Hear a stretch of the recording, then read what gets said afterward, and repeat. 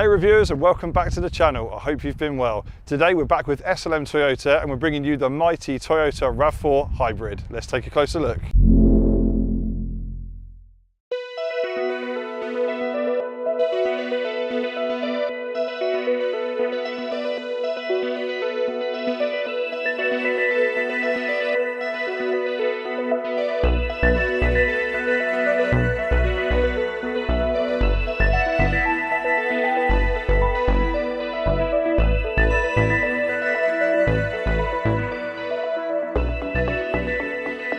Okay guys, so this is the interior of the 2020 Toyota RAV4 Hybrid.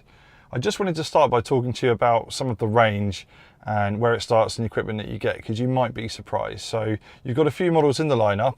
It starts with the Icon, then you've got the Design, then you've got the XL, then you've got the Dynamic, and then it tops off with the Black Edition. And the Black Edition is going to give you, I guess, all of the toys, but you might be surprised at what you get as standard. So as standard, the Icon model comes with alloy wheels, no massive surprise there.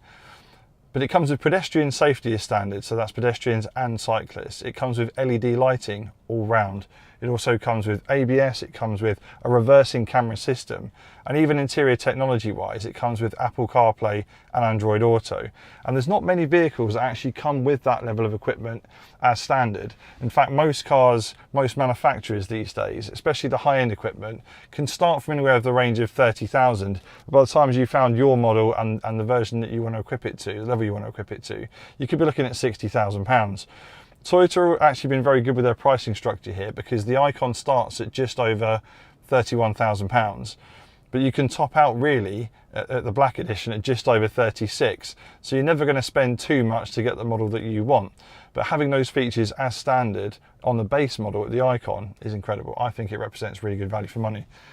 Today we're here in the Dynamic, and the Dynamic is pretty much the top range. It's just under the Black Edition, so you get the black roof lining, you get the black mirrors, you get the 19-inch alloy wheels. The way that the display is lined up here and laid out is that you get a 7-inch TFT screen at the front here, which is really clear to see. That's fantastic. You can change the features and functions just on here. The multifunction hat, up and down, you can run through modes, economy, etc. And then just over here to the left, here's your main 8-inch driver display, if you like, your main TFT screen. So from here you can go to the main menu, check on destination, because you've got navigation built in. You can change your audio settings, phone, applications. So from here you might want to add your phone, so you've got Apple CarPlay or Android Auto. I think those navigation systems are really good. From the home screen there, you've got your map. You can see what DAB radio station you listen to in a phone if you've got it connected. Going into the audio section, here's where you can change your channels. You can set your favorites. As I said, it's DAB, so you've got a wide selection of entertainment. Going into the map section here for the navigation, I think the system's pretty good. It is also touchscreen. Would I run this over Android Auto? I think I'd probably, if I'm going to have my phone paired anyway, and bearing in mind you can set your destination before you leave, I'd probably just pair my phone to it and run Android Auto maybe, or Apple CarPlay, just because I think those systems work really well, and if your phone's connected anyway, why wouldn't you? Over here you can change your channel, you can change your track. Here's where you can go into the phone section. So I don't have my phone paired here, but here's where you can change it. And then additional setup for Bluetooth. So the system, I find, is actually very easy to use. It's intuitive, it has all the features and functions that you would expect. It's not confusing in any way. So in terms of the interior then, and the multifunction steering wheel that you've got in front of you, here's where you control everything at your fingertips. You can change the display here, you can go back, you can operate your phone. Here's where you're going to select your voice activation as well, and your volume. On this side, we've got the parking sensors, lane departure system, your cruise control, the driver modes, and the skipping for your audio tracks as well. Everything's there at your fingertips. In terms of the lighting, I mentioned it's fully automatic, and you've got LED lighting all round. You can control those just from here.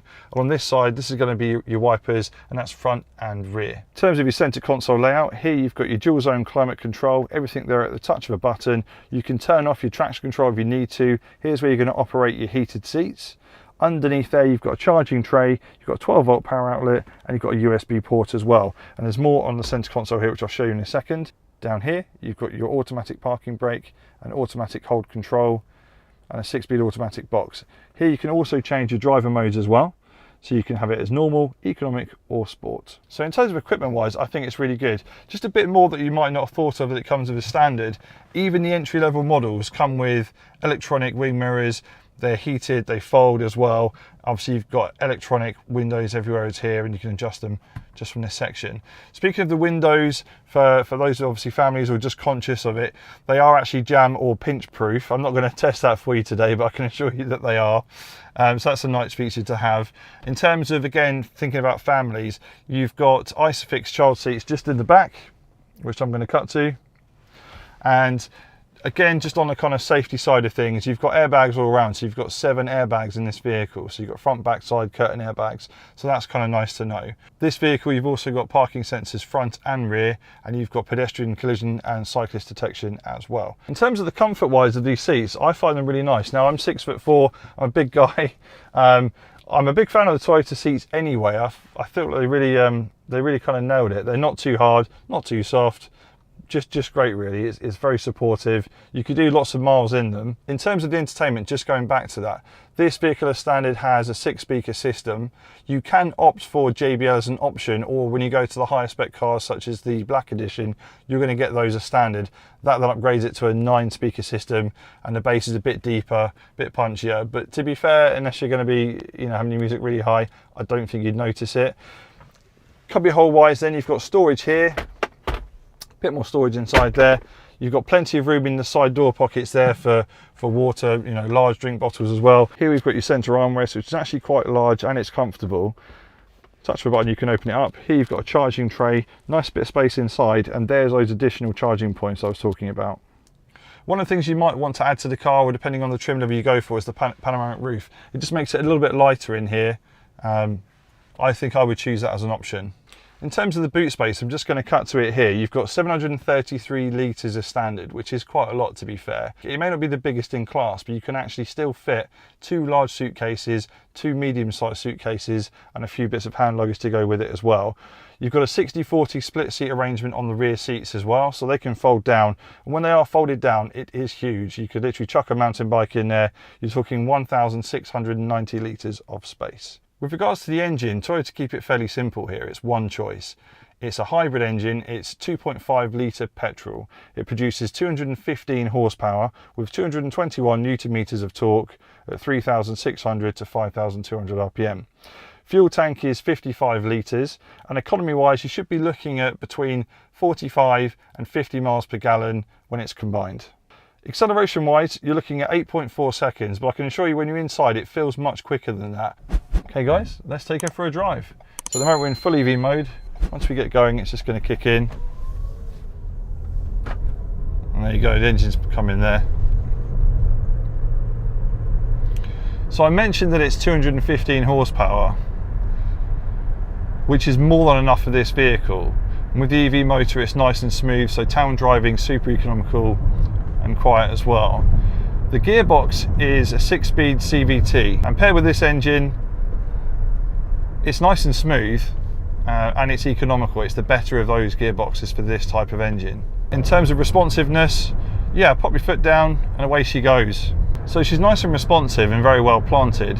I wouldn't say it's the sportiest of rides, but then again, it's not trying to be. You've got to think this is a comfortable, safe, sturdy family vehicle. And it's one where at the moment, without trying at all, we're averaging, like it said, 45 to 50 miles per gallon. On a long run, on a highway, using your cruise control, no doubt you're going to get those figures, no problem at all. So in terms of handling, it's nice and sturdy. You've got a positive feel from the steering here. It's a little bit light, but then again, you feel the grip, you feel the road. Some vehicles where it's a bit light, you don't have that feeling, it's a bit numb. So this, it feels engaged. You can go for the optional 4-wheel drive system as well. It's another $4,000 on top. I guess depending on where you might live in the country, there's an argument for whether you would need it or not. For most people, it's probably going to be more of a road vehicle, and I doubt you're going to need it. When you do, you drop a little bit of economy as well, so just got to bear that in mind. So yeah, power-wise it's great. In terms of acceleration, just for a little bit up to the limit here. There you go, nice and easy, that's 60. Bit of a whistle from the engine. Gets you there with confidence, no problem at all. Wind noise, it's actually really good in here. It's nice and insulated. For a big vehicle, obviously you're going to get all of the wind blasts on a big vehicle. This is actually nice and quiet. Driving position and comfort, I think it's really, really good. I'm 6'4" like I mentioned. I think the visibility is great, the seats are good, we've got lots of room in here. You do have blind spot monitoring on this car as well. Just to the right on the wing mirrors, it will actually pop up, so you've got that as an added safety net should you need it. I can see why people would go for a RAV4. It actually comes with a lot of equipment as standard in what is a very competitive sector. And some of the vehicles that this goes toe to toe with not only cost a lot more, but they come with a lot less in terms of equipment, so you've definitely got to bear that in mind. And speaking of things to bear in mind, peace of mind you do get with this vehicle is that you get a 5-year warranty as standard. That's something Toyota are well known for, and their reliability is also very high in all of those independent indexes, so definitely check those out. So we're running on pure EV just around here as well, using the electric motor. It's only a 20 zone, so it's just nice just to waft along actually.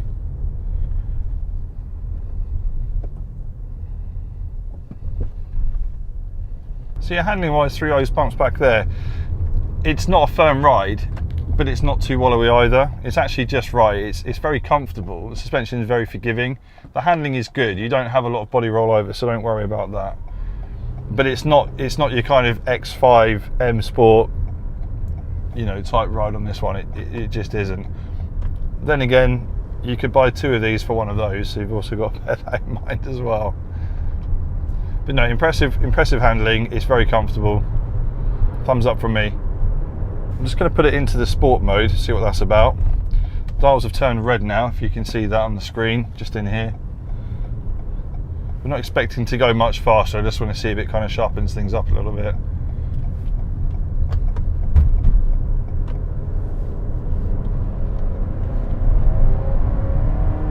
It is actually a fair bit more responsive, and there's 60 limit there.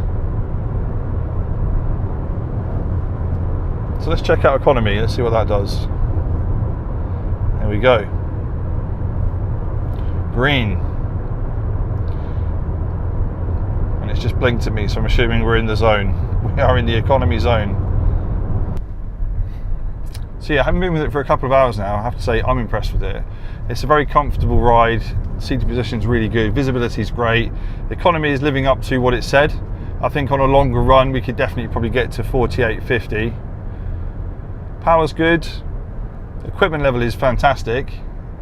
Gadget wise, you're not going to be short of those. Obviously with your phone as well, when it's Bluetooth, as I mentioned, you've got Apple CarPlay, Android Auto, your Bluetooth music as well. You can even get applications to run through the system as well.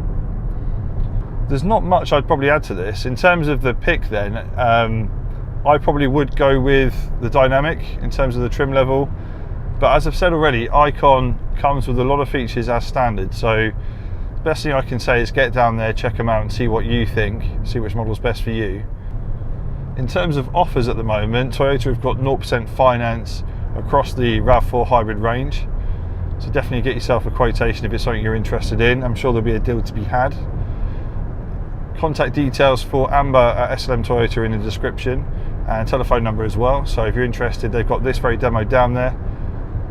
Give them a ring or drop them an email, get in touch and get yourself booked in. If you haven't subscribed to the channel already, please do so and hit that notification bell to know when new videos go live. We'd love to have you on board, and we've got some really cool stuff coming up. Just wait and see what's coming next week.